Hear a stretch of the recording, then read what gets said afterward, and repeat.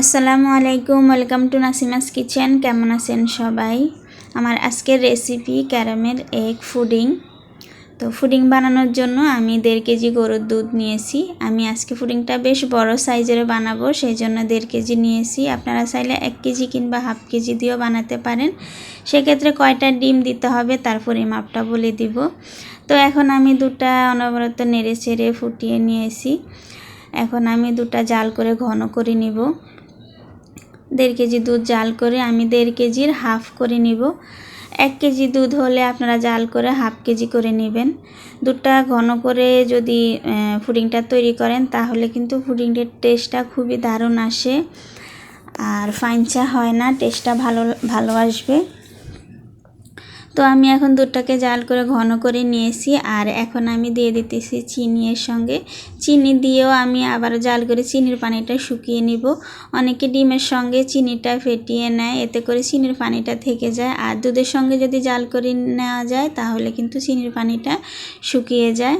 তো আমি এখন দুধটাকে এক সাইডে ঠান্ডা হওয়ার জন্য রেখে দিব। আর এদিকে আমি 6টা ডিম ভেঙে নিতেছি। ডিমগুলো অবশ্যই রুম টেম্পারেচারে থাকতে হবে। ফ্রিজে যদি থাকে সেক্ষেত্রে 1 ঘন্টা আগে ফ্রিজ থেকে বের করে রাখবেন।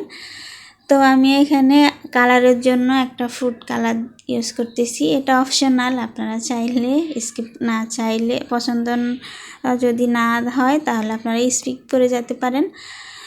এখন আমি এখানে 1 চা চামচ ভ্যানিলা এসেন্সও দিয়েছি ডিমের গন্ধ যাওয়ার জন্য, সেটা আমি ক্যামেরার বাইরে করে নিয়েছি। তারপর আমি খুব ভালো করে ফেটিয়ে নিয়েছি। ডিমটাকে নিয়ে আমি দুধের সঙ্গে এখন মিশিয়ে নিতেছি। দুধের সঙ্গে খুব ভালো করে মিশিয়ে নেব। আমি এই দুধের মিশ্রণটাকে আমি চালবো না, না চেলে আমি পুডিংটা বানাবো। এতে করে পুডিংটা খেতে খুবই ভালো লাগে, মুখে একটু দানাদার ভাব আসে, খেতে অসাধারণ লাগে। তো আমি চুলায় ফ্রাই প্যান বসিয়ে 2 টেবিল চামচ পানি দিয়ে 4 টেবিল চামচ চিনি দিয়েছি, দিয়ে এখন একটা ক্যারামেল তৈরি করে নিতেছি। এখন আমি অনবরত নেড়ে চেড়ে ক্যারামেলটা তৈরি করে নিব।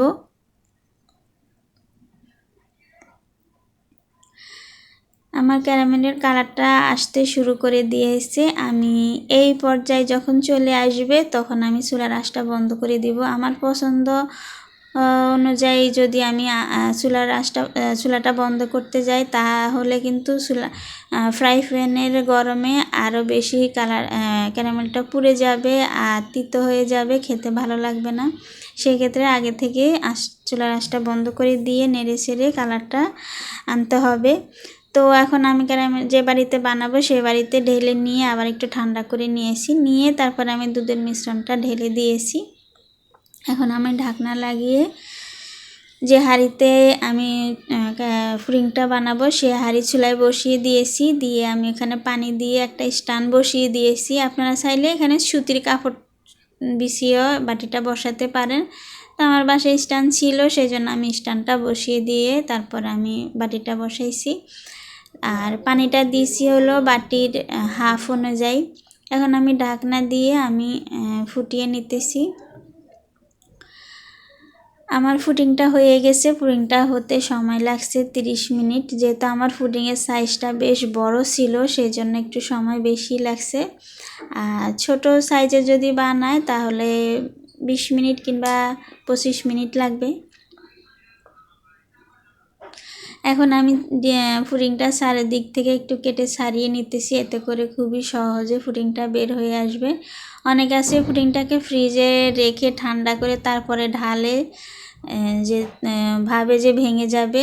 আমার পুডিংটা আমি গরম গরমে ঢেলে নিয়েছি, দেখতে পাচ্ছেন কোনো দিক দিয়ে ভাঙে নাই, ফাটে নাই, খুবই সহজে পুডিংটা বের হয়ে আসছে।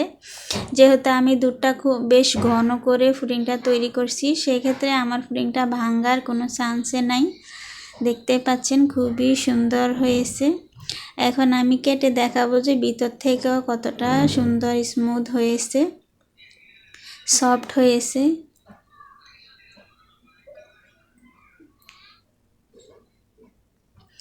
আমি দুধটা কিন্তু না চেলে পুডিংটা বানিয়েছি, তারপরেও আমার পুডিংটার ভিতর থেকে অনেকটা সফট হয়েছে। আর এরকম করে আপনারাও বানিয়ে দেখবেন, খেতে অসাধারণ টেস্ট হয়। আর কমেন্টে জানাবেন কেমন হয়েছে।